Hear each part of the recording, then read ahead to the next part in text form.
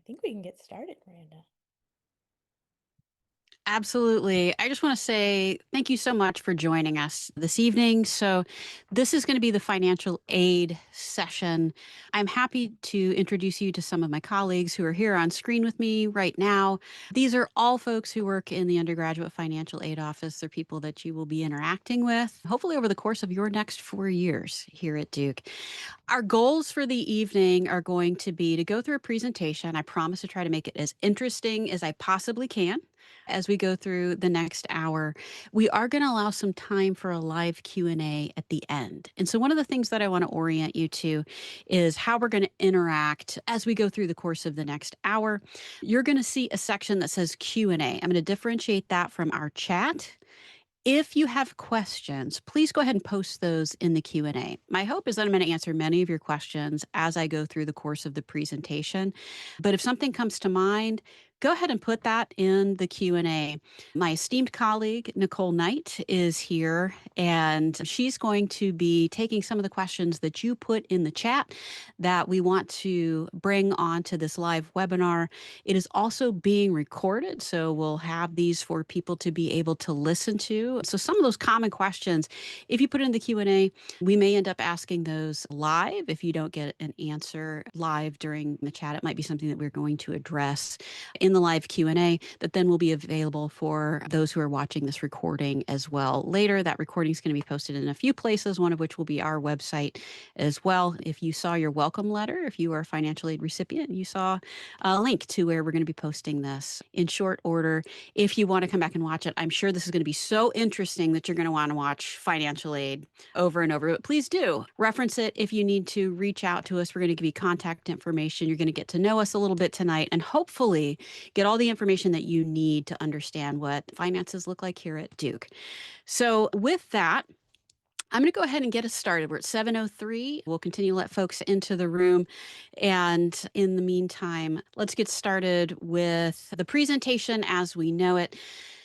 My name is Miranda McCall, and I am here to talk with you about financial aid. I am the Associate Vice Provost and Director of Financial Aid here at Duke. And it's a pleasure to talk with you tonight about what things are going to look like. And again, this recording will be available later. Please do put your questions in the chat if you're just now joining us. And here's kind of a few of the things that we're going to talk about tonight. Of course, we're going to talk about the aid offer. So if you are with us tonight, you likely received a link to join this because you got a welcome letter from us saying that you were interested in financial aid or you'd received financial aid. So we're going to talk about what an aid offer looks like. More importantly, we're going to talk about how to use your aid and maximize it here at Duke. We'll go over some common questions. And by some common questions, I mean a lot of the common questions that we hear every year that hopefully we can get answered for you tonight. And next steps and financing options. So that if you just attend one aid session over the course of the next month as you're thinking about Duke and planning for the fall, we're going to try to have you walk away with all of the information that you're going to need. And if we don't answer your questions, that live Q&A is coming up towards the end. So to get us started, let's talk a little bit about what we do in financial aid. Those of us who you just saw on the call, we got in this profession for a reason. We do this because it matters to us and we want to help. That is our orientation. As we think about financial aid at Duke, your application for financial aid did not impact the admissions decision. It did not disadvantage you in any way. And financial aid is issued based on your financial circumstances. And we say that because one of the things that we do is need-based financial aid here at Duke. So it is based strictly on your aid applications, and we don't take into consideration things that admissions might have seen on the admissions application. We function a bit separately in those ways. And so this is strictly need-based financial aid at Duke. The other disclaimer that I do want to provide at the beginning of this hour is that we're going to be focusing on U.S. citizens and permanent residents for financial aid. If you are an international student, there was an international student session that was hosted earlier in the day, and that information is going to be separate from what I'm providing here. So if you are an international student and you are joining this information may not be relevant to you. For all of those who have joined and are U.S. citizens to permanent residents, this information is for you, and I hope the next hour will be valuable. We're going to talk about what it means to get a financial aid offer from Duke. Now, I realize I made the screen as big as possible, which I realize does make me a little bit smaller on your screen, but I want you to be able to see if you've already received a financial aid offer, it might look something like this in terms of layout. And it might include some information like you're seeing here, but what is highlighted is an estimate of your bill. If you haven't received an aid offer yet and you're still in the process of applying, this is what to expect. And I want to draw your attention to that estimate of your bill because this is the part you're going to want to pay attention to. The federal government makes us put a lot of information in aid letters. That doesn't always make it user friendly. So I want to draw your attention to what makes it user friendly, and that is what's Duke going to actually bill me, minus how much grant and scholarship aid are you giving me, and what's the difference. And so that's the part of your aid letter I'd like you to focus on as you're comparing schools, because that's the part that matters to you. Everything else, how much we think it costs for spending money while you're on campus, we have to estimate how much you might need for toiletries in a year and include that in our cost of attendance. And every school's going to estimate that kind of thing a little differently. If you're comparing aid offers, what you care about is how much are you going to get billed, less how much you're getting in free money you don't have to pay back. Whatever that number is your real cost differential across colleges. We put that right on your aid letter. If you're applying to a place that doesn't put that on your aid letter, you need to ask them for that or try to calculate that if you can, because that's how you'll sort of be able to compare aid offers the best. So we want to put that on there so that it's easy to understand what is Duke's cost to me. For those of you who haven't actually received that letter that I just showed, if you got one of those missing information letters that says you need to do a few other things, or maybe you think, hey, I didn't even know if I was going to get into Duke, and now that I have, can I still get financial aid? The answer is absolutely. There's still time to apply. We don't have a hard deadline for this. In fact, if you said yes to Duke and you apply for aid in October, you'll get the same level of support you would get applied in April or March. So your aid level doesn't go down. We don't have hard deadlines in that way. But if you want to know, can I afford Duke so I can say yes by May 1st? It's not too late to apply. We need a CSS profile and a FAFSA application from you. You're going to reapply every year to us. So each year, you're going to give us a new aid application. The great news about that, and I'm going to talk about this a little later in our common questions, but a preview here for many of you is don't worry about that reapplication for aid every year. It's just a check to make sure your financial circumstances are changed. There's no surprises there. If your financial circumstances are the same, you can expect a similar level of aid from year to year as you apply. So that's how we work. There's still plenty of time to apply. We hope that you do. We release aid offers a couple of times a week. So if you apply to us, give us a few days to get that application and process it. And we'll get that back to you so that you can figure out how much Duke is really going to cost you if you haven't already applied. But let's say that aid offer's out there. You've done all the steps. How do you make the most of your financial aid at Duke? And so to that part, I want to talk to you about all the great things that we do as a campus to make sure that you can maximize your financial aid. One of the things that we're really interested in at Duke is consistency and transparency. And so we want you to know how to plan.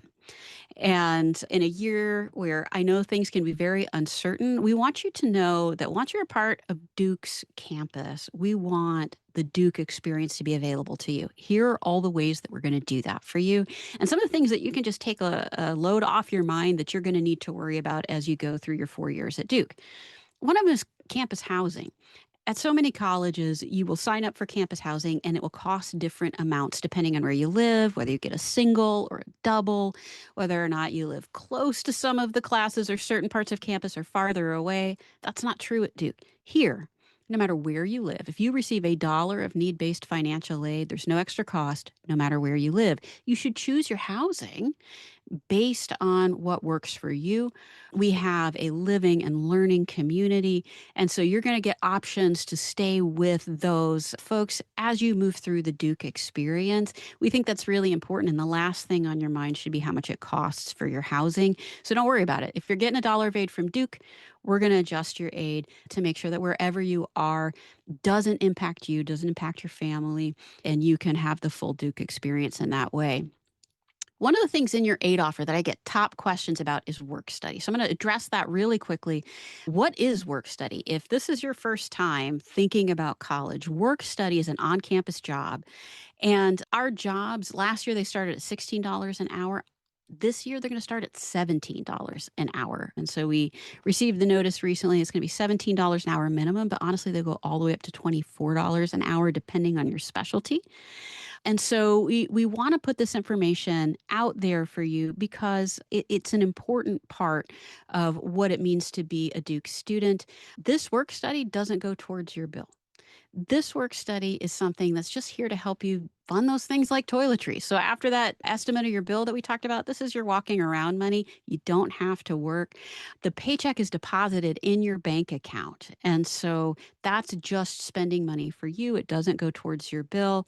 If you don't want to work in a work study job, that's okay too. We understand in your first year, just because we say you have the opportunity to get work study, that doesn't mean that you have to. I'm going to talk about what it might look like in your aid offer to receive it, which is on average, students receive a little over between $4,000 and $5,000 of work study. On average, about $4,800 of work study in an aid offer. The great thing, and this is why I want to tell you about it right here, is it's a great opportunity to begin to partner with faculty, to have meaningful work. We're required for work study jobs to think about your schedule, your classwork. When you go on break, you're not required to work. So it's different than trying to get a job off campus somewhere or work for another employer. The earnings that you get through the work study program don't count against your aid in a future year. Some students are worried, oh, if I earn, am I going to get less aid next year? Absolutely not. You're a work study student. It's never going to count against you. You can work in local neighborhoods in Durham. All of these are great things, but here's the best part about you receiving this work study offer. Any student can try to get a job on campus. What not every student can do is say that they have work study money. Work study is special because the financial aid office is paying anywhere between half to 75% of your wage. So if you walk up to the biology department and say, I'd love a job, that biology department can hire you at a much lower cost to them than a student who's not receiving work study. So you have a job advantage when you're applying to these research positions or things that you're interested in. So please do pay attention to this. You'll get more information over the summer about how to go and receive a work study job. You're going to apply, you're going to get interview practice skills through that application process. You'll submit a resume and you'll be hired in depending on the selection process for that job, just like you would for any other job. It's just going to be special to Duke, and it's a great opportunity. So I wanted to highlight that. But let's go back to these questions about what's great about Duke financial aid. And here's one thing. When you come to Durham, if you are not local, there's a chance your insurance may not work in Durham. There's a chance that the insurance that you have might not be as good as the insurance that you would have as a Duke student. And as a Duke student, all students are required to have adequate health insurance. And no student who's receiving $1 of need based aid should have to pay for it. This is not true at all institutions. At Duke, we think this is important. The last thing you need to be thinking about is your medical coverage if you want to come here. And so you're going to go through a process. All students will be automatically billed for the Duke insurance, but that doesn't mean you have to pay it. If you have adequate health insurance from a parent, so if you already covered, you don't need to pay our charge.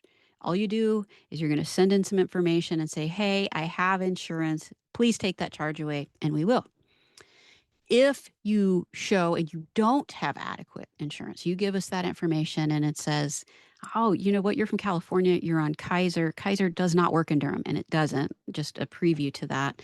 We will cover that for you. All you have to do is prove that your health insurance is not as good as what we've got here, and financial aid's going to cover that charge. If you don't take action, you're going to get billed that, but there's no student on financial aid that shouldn't be able to either waive or have that cost covered while you're here in Durham. And so that's one great benefit for you as you go through. Another thing is there's no class that is closed to you because of cost. So sometimes as you enroll and you begin your college journey, you're going to sign up for classes and it's going to say there's a course fee. That's in addition to your tuition. It's an extra fee that they stack on. And that might be a piano fee because you are going to take music lessons. We're using an example here of a real class here at Duke where students travel to Hawaii. And there's a fee associated with that. But if you're on financial aid, we're going to cover that for you automatically. There's nothing that you need to do. Every single course at Duke is open to you. Any of those course fees, you don't have to fill out any additional paperwork. We see what you're enrolled in. We'll automatically take care of it for you. And we've got wonderful opportunities associated with our courses. If you want to learn piano, that's great. If you've got to rent an instrument, we'll cover that cost if it's billed in that course fee. So think about that. When you think about the cost of college, we're trying to think about all of these things on your behalf, and we want you to know that it's accessible. But there's going to be some things that you may not realize that this is an expense, or you may have questions about how to handle it. And this is one of the things that I think also separates Duke from so many places, which is that you've got a financial aid counselor. You saw many of these folks at the beginning of our webinar. These are real people. These are folks who are here to help you. They are here to make sure that you get what you need over the course of the 4 years. We get to know you. We know your families. Many of us have worked here for some time and many years and have seen students who have graduated and then tell us about their future lives and their families. We're real people. We really care and we want to help. So if you've got questions and you get into this and you're not sure what to do, we're going to provide you pathways and resources to make sure that you feel like you can make informed decisions for the next 4 years. And to that end, sometimes the decisions that you want to make might not be related to financial aid. The services that we provide don't stop at just what it means to access financial aid.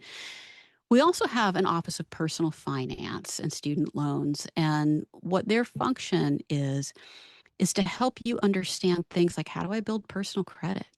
What does life after Duke look like?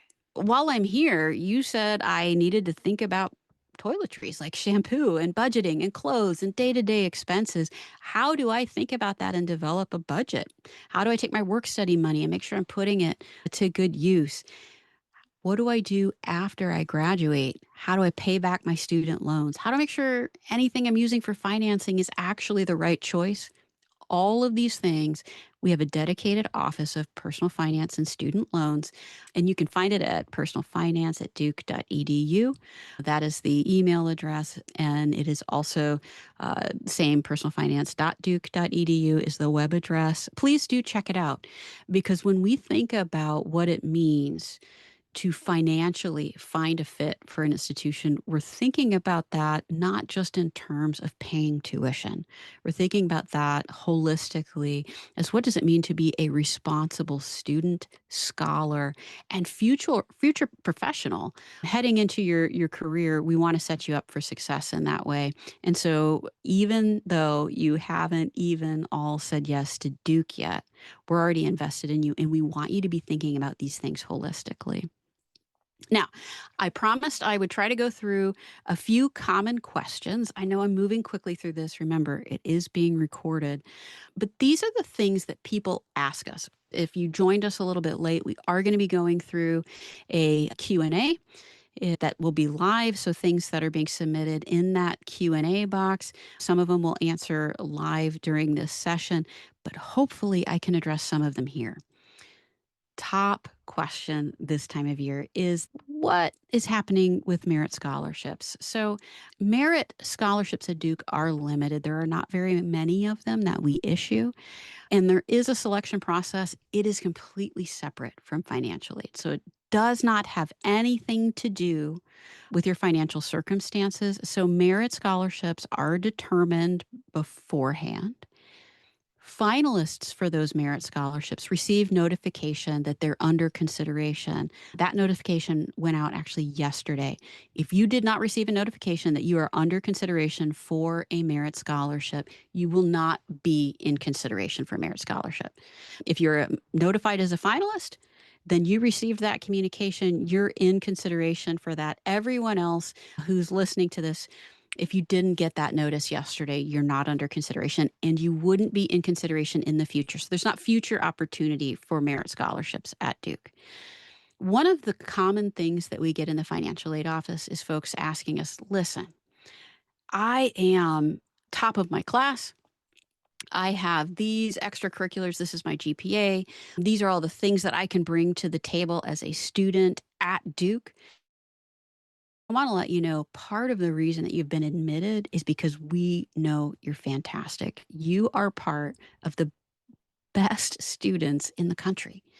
I'm in awe of you. I saw our admit rate this last year was less than 4% for regular decision students. The fact that you received that notification, you are the best of the best. And so we know that. And we are so excited for you to be a part of this community. And we want you to be here. What we're not able to do is to take into consideration things that are not financially related. So if you applied and whatever your consideration is, adjustments to financial aid are only based on information related to your finances.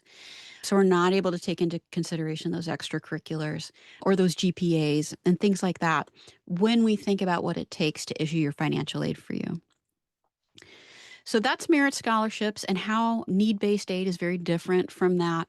I also want to talk about one piece, it's our commitment to the Carolinas. And with it, if you were someone who qualified under one of these three conditions, you had a total income of $150,000 or less, $65,000 or less for the total coverage of billed costs, or you're active duty military, we do have a pledge in those areas, as you can see on the screen right now. I want to draw attention to this last piece, which is active duty military. We can tell when you apply if you're from North or South Carolina. We're going to come back to you and ask you for residency information. So if you say yes to Duke, we'll just have you provide some residency information. It's a little different depending on your state. We'll give you information about that. But we're able to see that, and we were able to issue your aid offer based on that information. If you're an active duty military service member or the child of a service member, you might be living somewhere and it wasn't immediately apparent to us that you have qualified. What I'm asking you to do, if you are watching this, is to let us know that that's you. And if you are stationed in the Carolinas or you are from the Carolinas and are currently stationed elsewhere, you can still qualify for this benefit if your income is within these ranges. And I just want to put that out there to you. So please let us know, because if it says you're in a different state, that wouldn't have come up for us, and we would love for you to be part of this initiative. All that to be said, how can you find additional money? We're here because we're going to talk about financing your Duke education. And so outside scholarships, scholarships from other places, there are a couple of search engines that we can recommend. Those are from the College Board. They are from FastWeb. Those are two examples. There are others out there. You are probably familiar with them. We do not host a website that includes outside scholarship information. So that would all be external to us. So if you've got questions about how can I get scholarships, the only thing I will say is we see the highest rate of success for students to receive outside scholarships through organizations they're already affiliated with. So that's your high school. That's community organizations that you might have volunteered for in the past because you know them. By definition, your odds of receiving those are going to be higher than the national scholarship searches. That doesn't mean you shouldn't check these out and apply. We're not able to assist in that search, but we would direct you to them certainly and just provide that general guidance as you go. But let's say you were to receive them. I mentioned transparency is really important to us here. We want you to understand what the next 4 years looks like, what the next year looks like for you. So what happens when you get an outside scholarship? And if you're applying to other schools, you should ask them this question as well. Hey, I've received money. Or maybe you put up a GoFundMe for your college education and you want to use it. That money's going to come to you.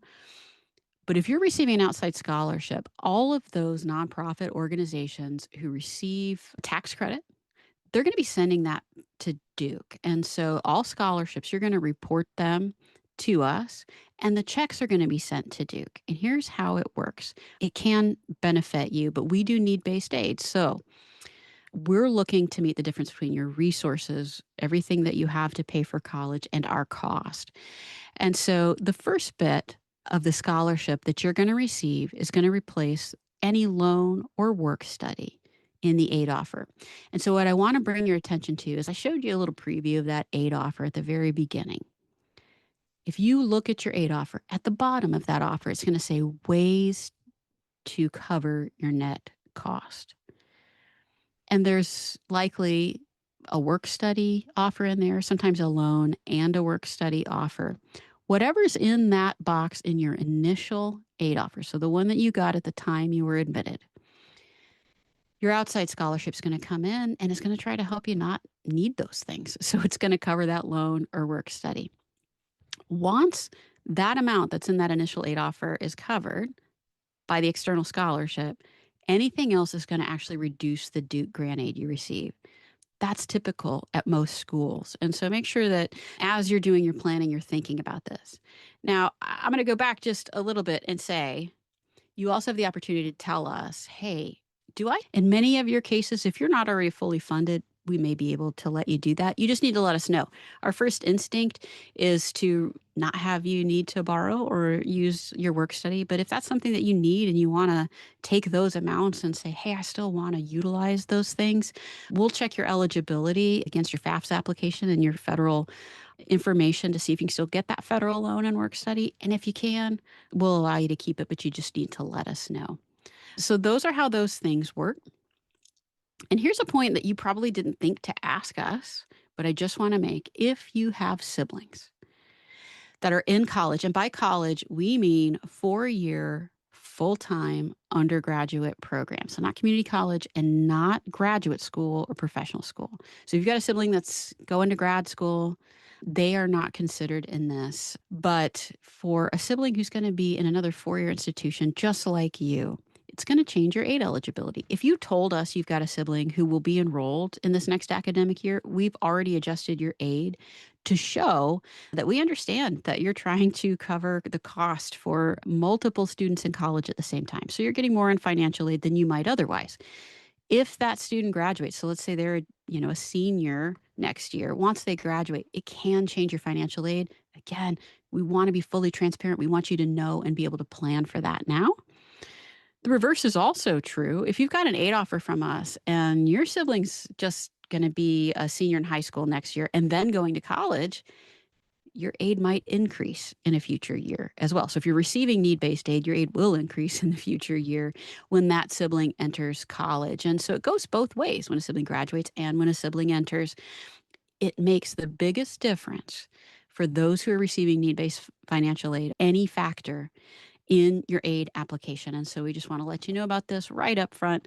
Think about that. If someone's going to be entering college, it's actually going to get more affordable for you at Duke in the future. If you've got a sibling currently, your aid offer is based on that. And your aid offer will go down when that sibling graduates in the future, depending on your income. Of course, that's not true if you have no parent contribution and that estimate of your bill is zero. That won't change when a sibling leaves, because if you have no contribution, that would also remain the same. We're happy to provide more information about that later, but just to preview it, we want you to understand that this can make a difference.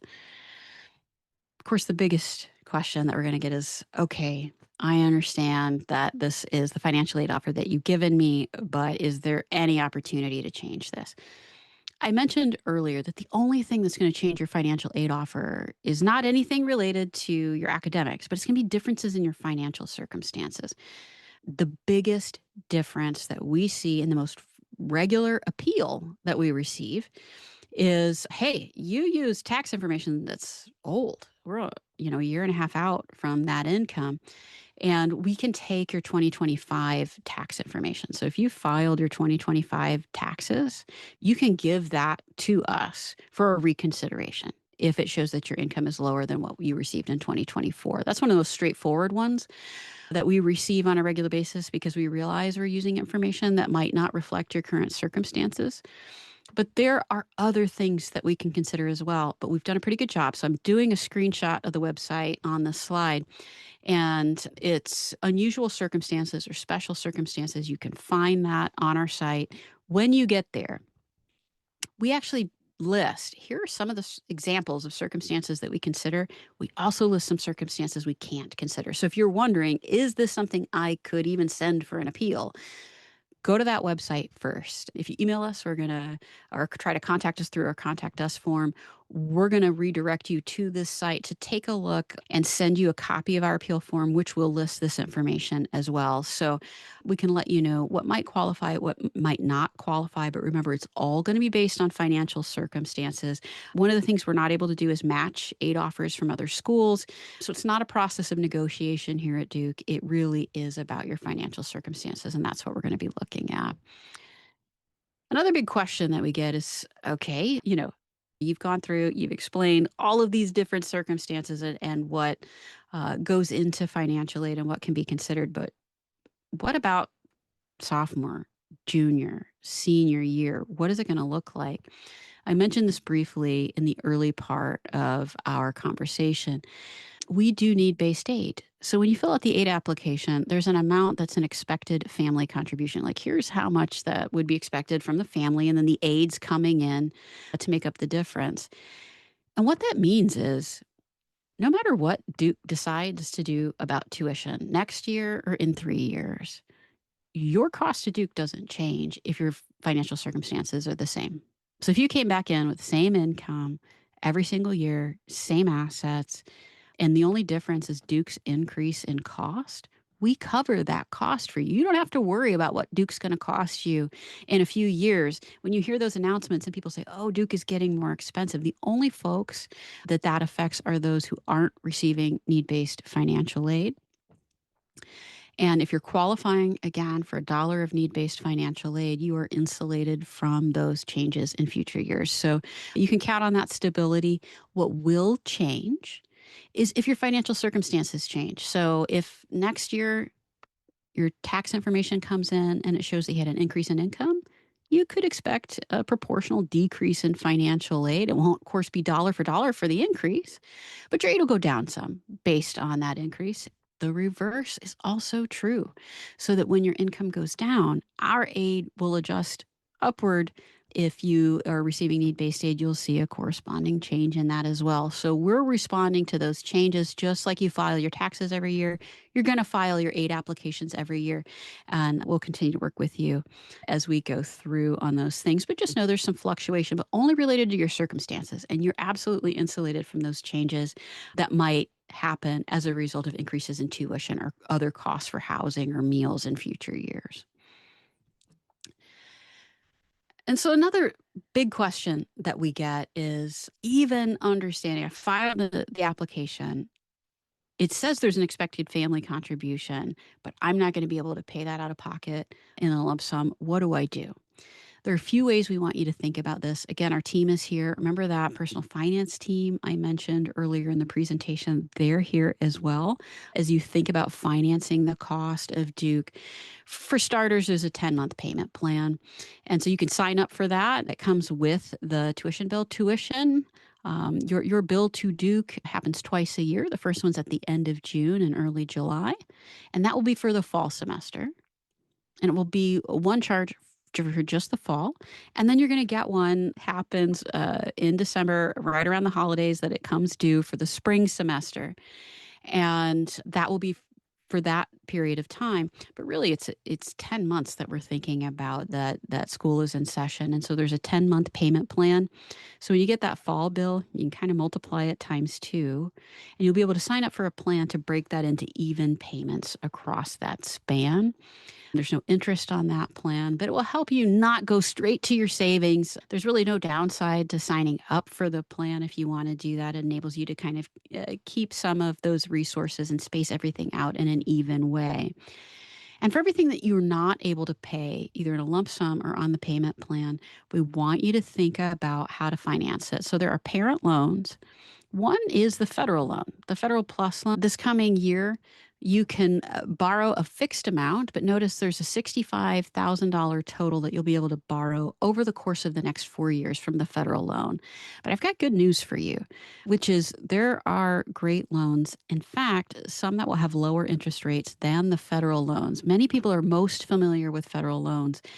I'll mention one, which is if you are coming to a school in North Carolina, which you are as a Duke student, just by being a Duke student, you can access a loan that is through our state agency.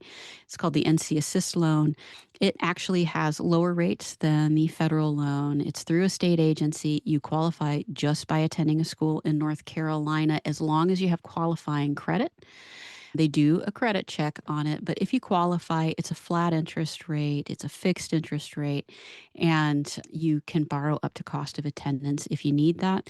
We also have a recommended lender list. That loan is on there. It's a state agency loan. There are plenty of others that have rates even lower. For those of you with good credit, it will be even lower than what you see at the state agency, depending on debt to income ratios and other factors that private lenders use. And so, what we want you to think about in terms of financing your education at Duke is to shop around a bit. When you get that bill in July or late June, go to our website, look at the list of recommended lenders, and then decide what's the best fit for you. It might be a federal loan, or it might be that you can find better and more competitive rates elsewhere.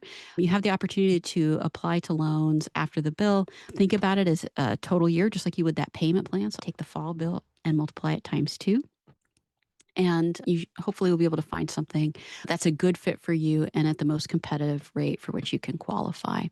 You might also have additional federal student loan eligibility, particularly those of you who are from the Carolinas. If you qualified for the Carolinas initiative and you see that in your financial aid offer right now, you didn't receive a federal loan in that offer out of the gate. We covered that through the Carolinas initiative. It doesn't mean that you might not qualify. If you let us know, hey, I want to get my student loan, you can get that for up to $5,500 as a first year student. Let us know. We're happy to add that for you. That is going to probably be the most competitive rate that you can find. There's no credit check required for that, so feel free to let us know. And again, we're happy to direct you to a whole host of resources as you navigate the summer ahead. Looking forward to that fall semester. So before we head to our Q&A, I want to give you just a little preview of the timeline for the year ahead. We're in April. So in April, we want you to be thinking about, hey, say yes to Duke. We've got Blue Devil Days coming. We would love for you to join us, see all that we have to offer. If you're still in the process of applying, or you haven't received your finalized aid offer, or there's additional information that you need, all of that is going to happen in the month of April. We're going to send that to you in your student portal. As we look to May, once you say yes to Duke, we're going to be sending you lots of information about what you can do. And so in May, we're going to send you something called the Blue Book. We want you to read the Blue Book. Parents, our highest readership is from parents reading the Blue Book. Students, we want you to read it too, but there's great information for both students and parents in this Blue Book, because it's going to tell you, if you're a parent, it's going to tell you all about the financing. It's going to tell you about billing. It's going to tell you about timing. It's going to tell you about all of that. Students, it's going to tell you about all of that. And we think you'll be particularly interested in all of the campus life elements that are going to be included. We communicate with students a lot in May and in June and in July. We're also going to be using email as a primary way to engage you. So students, if you're not used to reading email, we really want you to pay attention to it, because there's important information that's coming your way over the course of the next few months. As we go into June, we want you to plan. So bills are being issued at that point in time. And that's the time at the end of June that we're going to do all the things I showed you on that last slide. And of course, we're looking forward to welcoming you here in August. That portion of time is also when the bills are going to be due. For those of you who have a loan, or you're fully funded, or you got outside scholarships, so your cost here is totally covered, after the bill, all those things that you needed for walking around money, we talk about refunds. That's what we mean by that. You've either borrowed or received enough grant to come into your pocket. All that happens in the August timeframe. If I just said words and you don't know what they mean, I'm going to point back to May and June to say that the information that's coming is going to explain so much of this for you. Welcome to college. It's a whole new environment. There's new things for you to learn, and we want you to know all about it. And we're going to be sending you lots of information so you feel prepared. So that's what's coming in the days ahead. For my last point here, I'm just going to let you know that this is how you get in touch with us. You see this link to an undergraduate financial aid contact form. That's your best ticket to getting in contact with us. A lot of folks are looking for an email. It's actually quicker to get to us through this contact form. As you make your way through it, we'll give you some helpful information depending on the questions that you have. You'll have the opportunity to go through there, see all of the options, get answers to common questions, get in touch with the right person. We'll make sure it gets to the right place based on your question. It gives us so much information. So we're going to encourage you to use that contact form. That contact form can also enable you to schedule an appointment with us. On our Contact Us page, we have appointments available. They're all virtual, so you can select it. You can schedule it with us. We're doing that so that we can get entire families around the table. Even if you're local, we will connect with you through that bookings appointment. We can make it. You can do it right from the comfort of your home. And we would also love to see you. So if you are coming to Blue Devil Days, we will be at Blue Devil Days. We'll have a dedicated table where you can talk to us. I'll be doing a presentation similar to this one during that day, but trying to fill in all the information, hopefully, that you'll need to get your questions answered. So with that, I'm going to stop my share and we're going to go back and I'm going to be joined by my colleague, Nicole. And I tried to give us at least 15 minutes for Q&A. So it looks like we succeeded in that goal. So Nicole, can you tell me a little bit about what questions folks have for us tonight? I sure can. And right before I do that, I did throw some links, resources in the chat. So Great. do go ahead and click on those to open them up in browsers before this closes, if any of them are interesting to you. So it's a lot of good info that takes you directly to the specific areas of our website that Miranda mentioned. Okay, so I'm kind of going back to the top as things are being talked about, revisiting those outside scholarships. Yeah. So how do you use my outside scholarships? Yep, absolutely. So the outside scholarship, it's going to come in on your aid offer. At the very bottom of it, it's going to say ways to meet your net costs or your net price, ways to cover that. In your initial aid offer, you'll see maybe work study in that spot, or you might see a loan and work study. Everybody's aid offer is a little bit different. Your outside scholarship is first going to go towards the total dollar amount listed there. After that amount of outside aid has been received, it will reduce the Duke grants. So it doesn't just stack on top of that. The first amount is a benefit to you. After that amount, it does reduce the Duke scholarship that you're going to receive. That said, I just want to reiterate the point. If you still want to access that loan or that work study that was in the aid offer, just reach out to us and let us know. Use our Contact Us form. Say, actually, I would still love to work. I would still love to have that loan to help cover my costs. And we can look and see if you're still eligible to receive it after that outside scholarship comes in. There's federal rules. We have to double check those federal rules to make sure that we're still in compliance, to make sure we can give them to you based on the amount you're receiving. But we'd love to enable you to continue to keep those, but just let us know if that's what you need. So just to confirm, can we apply for financial aid in the next 3 years if we didn't apply for this first year? You can. You sure can. Yeah, there's no limitation. And so if you're a US citizen, permanent resident, I mentioned at the top of the hour, this is who all of this information is geared toward. You can apply at any time. You can apply to us for this current academic year all the way through February of 2027, right? And you can say, we could get your application February 2nd, 2027. And you'd say, I'd like to see if I qualify for aid. And if you do, we'll give you aid for the whole year. We'll make that retroactive. If you give it to us in March or later, that's when we get your aid application, the application that will close and anything we receive will be for the next academic year. So we'll get your aid application and we'll apply. Oh, we received your aid application in March, April, May, or anytime afterward. We're going to look and evaluate your aid for the 27-28 academic year. But if you're a junior and all of a sudden things change, you didn't need aid when you started, but now your employment has changed and you would like to apply, you can do that. So that opportunity is open to you. It's not too late. Of course, we want you to apply to see if you're eligible prior to May 1st if you haven't already done so. But if you don't need it now and are worried you may need it later, that opportunity will exist for you. It's not a first come, first serve, and it's certainly not a one-time opportunity. Okay, so Switching to the other aid, does Duke reserve any merit scholarships for second year and beyond? We do not. So, our merit scholarships, we named everyone who's a finalist for those scholarships. They've already received notification. Those notifications went out. If you did not receive one, you don't have future opportunity and should not make your Duke decision based on thinking that you're going to receive a merit scholarship. There will not be additional merit scholarships. The only exception to that is the Robertson Scholars, who occasionally nominate some sophomores. But one thing we would not want you to do is say, I'm going to come to Duke because I'm confident I'm going to get that second year sophomore scholarship. We want you to know that that's out there. But your decision to Duke right now, if you're on this call, should be made based on the need-based financial aid offer that you have. Okay. So I will have a sibling for the 2027-28 academic year. Yeah. So how will my aid change sophomore year? That's a great question.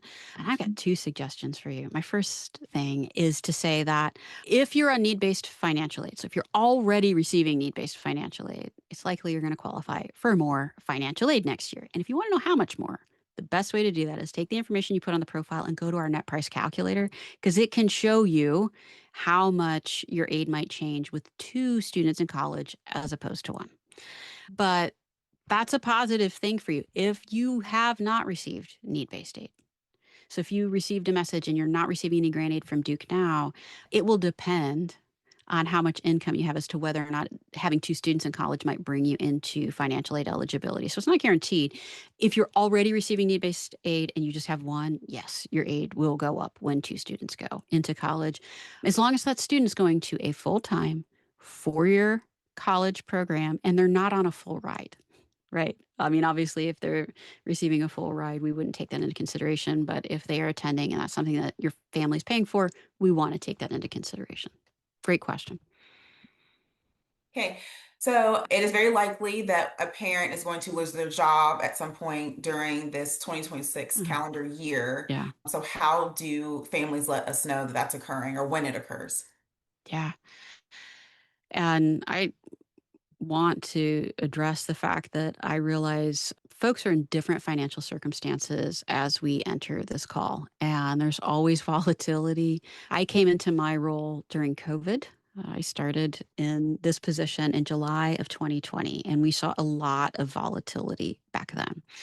And so, if that's you, first of all, I'm sorry, that is really stressful to be in that position, and we understand that stress for you.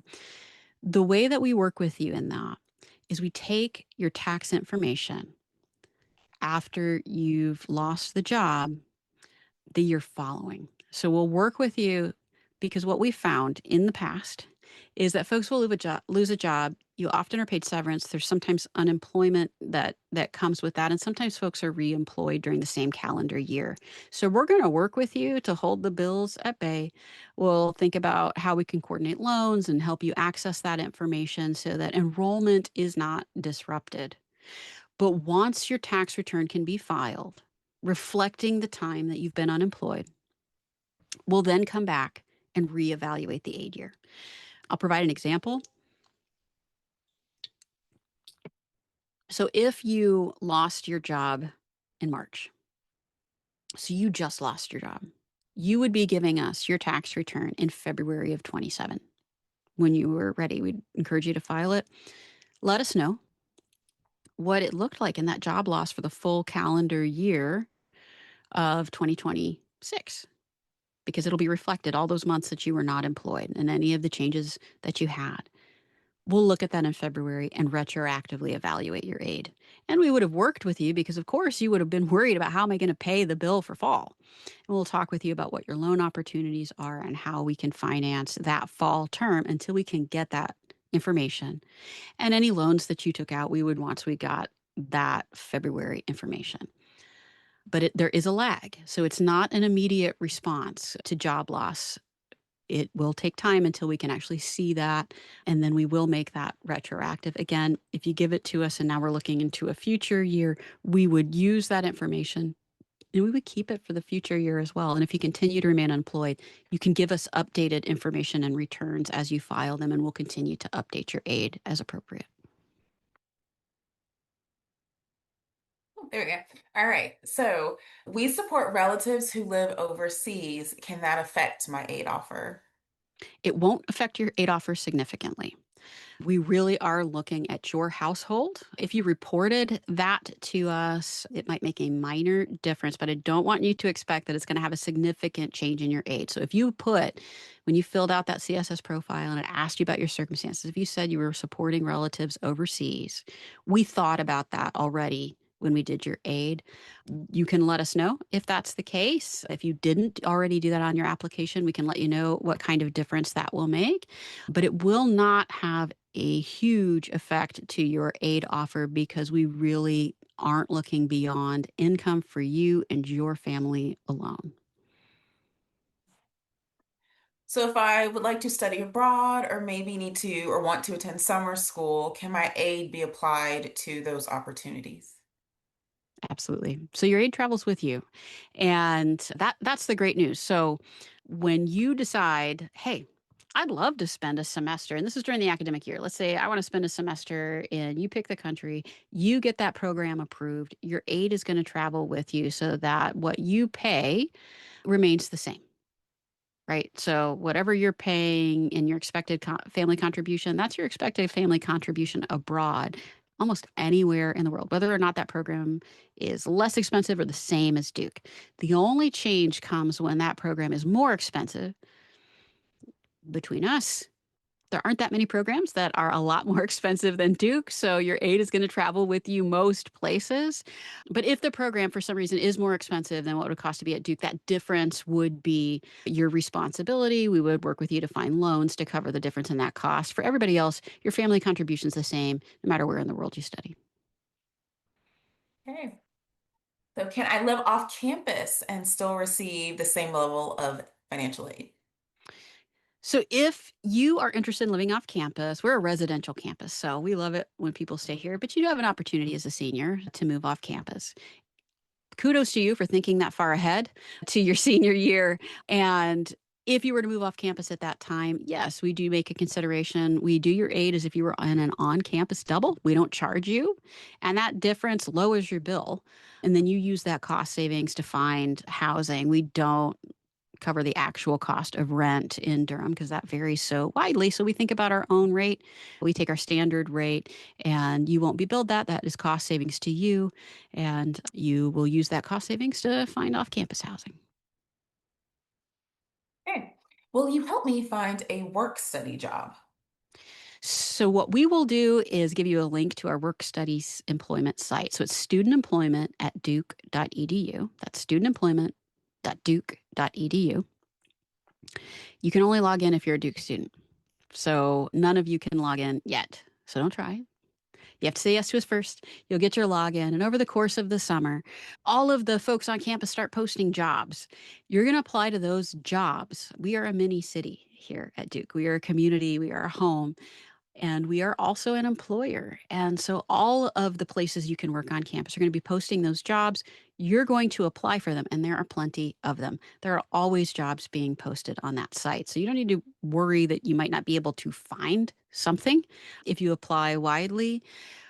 We do encourage you to look early. So you do want to start that search in the summer if you've got work study and apply to several because you're going to be interviewed. You're going to submit a resume and you're going to want to demonstrate to that faculty member or that department or wherever it is that you've chosen to apply that you're the right candidate for the role. You're going to get practice through that process. So we are not a school that will automatically match you and say, this is your job. You get to choose your job. You get to go into the marketplace and you get that little experience that you're going to need to be successful in your career after Duke as well.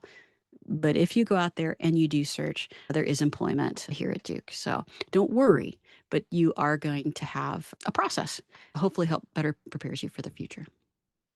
Okay. So last question, is the funding I just received guaranteed for all 4 years? Your funding will remain the same if your financial circumstances remain the same. So, your financial aid is based on your tax information and your aid applications. So, your financial profile. Each year, you're going to file your aid applications again.